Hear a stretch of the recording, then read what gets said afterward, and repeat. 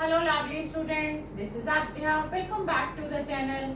आज हम ले रहे हैं 8th क्लास की एक्सरसाइज 3.3 का क्वेश्चन नंबर 8, जो कि मैंने बोर्ड पर मेंशन कर दिया है। और हम आज की क्लास में इसके फर्स्ट 2 पार्ट्स लेंगे और मैंने उनकी फिगर भी बना दी है, बोर्ड पर दिख रही होगी आपको। ये सेकेंड पार्ट की फिगर है और ये फर्स्ट पार्ट की फिगर है। दोनों ही गन्स एंड रन्स दोनों ही हमारे लिए पैरेललोग्राम है। फिलहाल यहाँ पे 2 ही पार्ट्स हैं, मुझे थोड़ी गलती लग गई थी कि 3 पार्ट्स हैं, बट 8th क्वेश्चन में सिर्फ 2 ही पार्ट्स हैं और उन दोनों पार्ट्स को हम आज सॉल्व करेंगे।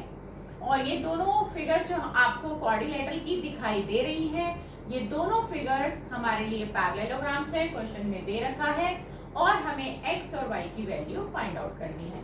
तो आइए देखिए हम फर्स्ट पार्ट कैसे सॉल्व करते हैं, इसका सॉल्यूशन देखते हैं। जैसा कि आप सब जानते हैं कि पैरेललोग्राम की ऑपोजिट साइड्स इक्वल होती हैं। ऑपोजिट का मतलब होता है आमने सामने। मेरे सामने आप, आपके सामने मैं, मींस ऑपोजिट। हम एक दूसरे के ऑपोजिट हैं, तो ऑपोजिट साइड्स पैरेललोग्राम की इक्वल होती है।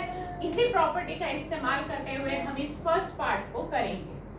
आप देखिए, ये जो SG साइड है और ये जो NU साइड है, ये दोनों एक दूसरे के ऑपोजिट हैं। SG is equal to NU और आप इसका रीजन लिखेंगे opposite sides of a parallelogram are equal. ठीक, ये हो गया आपका। SG की वैल्यू क्वेश्चन में दी गई है 3x और NU की वैल्यू दी गई है 18, जो कि मैंने क्वेश्चन से उतारी है। 3 और x, इनके बीच में कोई भी साइन नहीं है। 3 और x के बीच, जब एक वेरिएबल और एक कांस्टेंट के बीच में जब कोई साइन नहीं होता तो वहां पर मल्टीप्लाई होता है और मल्टीप्लाई वहां जाकर डिवाइड होगा। तो 3 को हम डिवाइड करेंगे, 3 6 18, तो x की वैल्यू आ गई हमारे पास 6। x निकालना था, x हमारे पास आ चुका है। सिमिलरली इसी प्रॉपर्टी को हम रिपीट करेंगे। GU के सामने वाली साइड है SN, आप लिखेंगे GU is equal to SN और इसका भी सेम रीजन रहेगा। Opposite sides of a parallelogram are equal. Parallelogram की ऑपोजिट साइड्स इक्वल होती हैं, ठीक है। और हम इसको कंटिन्यू करते हैं। अभी इस वाली सेकेंड पार्ट की फिगर को थोड़ी देर के लिए रफ कर देते हैं, हम फिर से स्टार्ट करेंगे। थोड़ा स्पेस कम है, बाद में हम इसको कर लेंगे। GU is equal to SN, opposite sides equal होती हैं और अब हम इनकी वैल्यू ले रहे हैं। देखिए, GU की वैल्यू क्वेश्चन में गिवन है 3y minus 1 is equal to SN की वैल्यू क्वेश्चन में 26 दी गई है। -1 जब इक्वल की दूसरी तरफ जाएगा तो वो +1 हो जाएगा।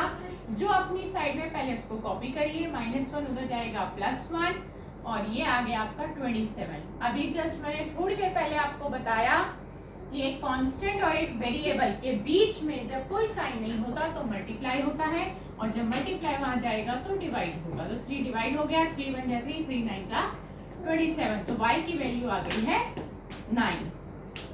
ये जो वैल्यू सी थी उन्होंने सेंटीमीटर में दी थी, क्वेश्चन में लिखा हुआ था लेंथ आर इन सेंटीमीटर। तो हमने x और y दोनों आपके सामने रख दिए, यही आपके x और y की वैल्यूज आ गई हैं, राइट। सेंटीमीटर में दे देंगे क्योंकि क्वेश्चन में लिखा हुआ है। ये दोनों आंसर्स आपके आ गए। आई होप आपको ये क्वेश्चन समझ में आया होगा, बहुत इजी था। अब चलते हैं हम इसके सेकेंड पार्ट की तरफ। इसके सेकेंड पार्ट में हम देखेंगे कि क्या प्रॉपर्टी लग रही है।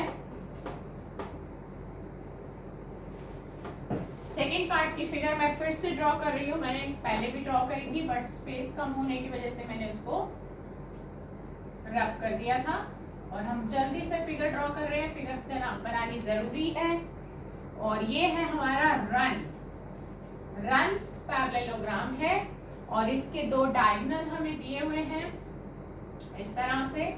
देखिए, मैंने जल्दी से बना दिया है और उनकी कुछ वैल्यूज दी हुई हैं जो कि मैं यहाँ पर शो कर रही हूँ और इस केस में भी हमें x और y निकालना है, राइट। देखिए हमें दिया हुआ है runs is a parallelogram। Solution देखिए इसका बहुत ध्यान से, runs is a parallelogram, ये गिवन है, ठीक है। आपको अब एक प्रॉपर्टी याद करवानी है कि अगर पैरेललोग्राम के दो डायगोनल्स दिए हों तो वो एक दूसरे को बाइसेक्ट करते हैं। बाइसेक्ट का मतलब होता है दो इक्वल पार्ट्स में डिवाइड करते हैं, यानी कि दोनों डायगोनल्स जहां एक दूसरे को मीट करेंगे, जिस पॉइंट पर ये मीट कर रहे हैं, ये है इनका मीटिंग पॉइंट, यहां से इनके दो बराबर टुकड़े हो जाएंगे। अब y प्लस 7 20 के इक्वल हो जाएगा और x प्लस वाई 16 के इक्वल हो जाएगा। तो पहले लेंगे हम किसको, ये भी डिसाइड करना जरूरी है। देखिए अगर आप x plus y equal to 16 पहले ले लेते हैं तो इस इक्वेशन में आपके पास ना तो x है ना y है। अब दो चीजों को एक साथ निकालना, अननोन वैल्यूज को निकालना बहुत मुश्किल है। हम पहले इस वाले डायगोनल को लेंगे जहां पर सिर्फ y को ही हमें निकालना है, तो हम लिखेंगे y plus 7 is equal to 20 और इसका रीजन देंगे हम, रीजन लिखना बहुत जरूरी है। Diagonals of a parallelogram bisect each other. Bisect का मतलब मैंने पहले भी बताया आपको कि दो इक्वल पार्ट्स में डिवाइड होना। प्लस 7 इक्वल के उधर जाएगा तो क्या होगा, -7 होगा। तो y की वैल्यू आपको डायरेक्ट मिल गई है 13। तो ये बात आपको इसलिए बताई गई कि आपको पहले एक वैल्यू को निकालना आसान हो जाएगा अगर एक ही अननोन वैल्यू वाला इक्वेशन आप पहले पकड़ेंगे, फिर आप दूसरा वैल्यू वाला इक्वेशन पकड़े, यानी कि x प्लस वाई, जहाँ पे दो वैल्यूज निकालनी थी। अब क्या फायदा होगा, अब फायदा यह होगा कि हमें जो y की वैल्यू 13 मिल चुकी है वो हम इसमें पुट कर सकते हैं, ठीक है। इसको इक्वेशन 1 भी दे दीजिए जो y की वैल्यू आई है। रीजन यहाँ पर दोबारा से देंगे, diagonals of a parallelogram bisect each other. आपको रीजन देने बहुत जरूरी है, ठीक है। अब आपने क्या करना है, यहाँ पर जो y है आपको उसकी वैल्यू 13 डालनी है।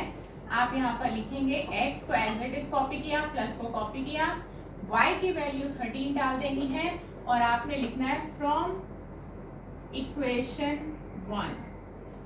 प्लस 13 जब इक्वल के उधर जाएगा तो -13 होगा और x की वैल्यू आ गई है 3।